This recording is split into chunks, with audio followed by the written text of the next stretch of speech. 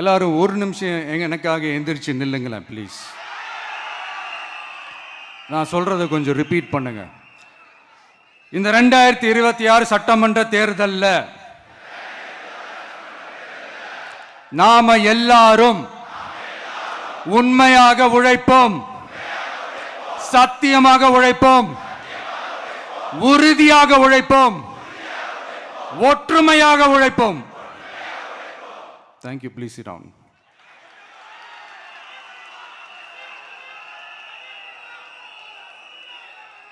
உங்களோட இந்த வார்த்தையை நான் மனப்பூர்வமா நம்புறேன். நான் ஏற்கனவே சொன்ன மாதிரி இந்த வரப்போற தேர்தல் இதுவரைக்கும் தமிழ்நாடு பார்த்திராத ஒரு வித்தியாசமான தேர்தல். நம்மளுடைய படை வரிசையும் அப்படிதான், ஒரு பவர் பேக்ட் ஃபோர்ஸ். இவ்வளவு நாள் இதை நாம மட்டும்தான் சொல்லிக்கிட்டு இருந்தோம். இப்போ கொஞ்சம் கொஞ்சமா அதை வெளியில சொல்ல ஆரம்பிக்கிறாங்க. என்னடா இந்த விஜய் கூட இருக்கிற ஃபோர்ஸை பார்த்தா சாதாரண ஃபோர்ஸ் மாதிரி தெரியல, மிலிட்ரியோட பெரிய ஃபோர்ஸா இருக்குது, வரப்போற எலெக்ஷனை கணிக்கவே முடியல, அப்படி இப்படின்னு சில குரல்கள்லாம் கேட்க ஆரம்பிக்குது. கணிக்கவே முடியலன்னு அவங்க வேணா சொல்லலாம், ஆனா மக்கள் ஆல்ரெடி கணிச்சு முடிச்சுட்டாங்க.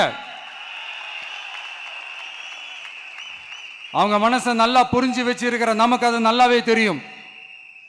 அதனால இந்த எலெக்ஷன் ரிசல்ட்டுக்கு அப்புறம் இந்த தீய சக்தி கிட்ட இருந்தோம், இந்த ஊழல்வாத அடிமை சக்தி கிட்ட இருந்தோம், தமிழ்நாட்டை மீட்டுட்டோம்னு உறுதியா அறிவிப்போம். அதுல என்ன மாற்று கருத்து கிடையாது. அதனால என் நெஞ்சில் குடியிருக்கும் தோழர்களே, தோழிகளே, உங்களோட நான் இருக்கேன், நம்மளோட நம்ம மக்கள் இருக்கிறாங்க. இதுக்கு மேல என்ன வேணும்? கான்பிடண்டா இருங்க, நல்லதே நடக்கும், வெற்றி நிச்சயம். மீண்டும் சந்திக்கும் வரை நன்றி, வணக்கம். தமிழக வெற்றி கழகத்தின் வெற்றி தலைவர், தர்மத்தாயின் தவ புதல்வன், தலைவரின் பொற்கரங்களால் please sir, please sir.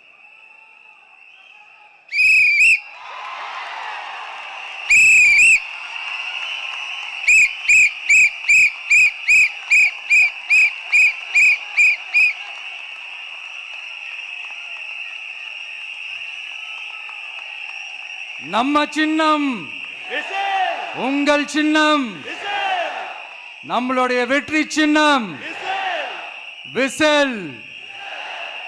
Cup முக்கியம் பகிலே.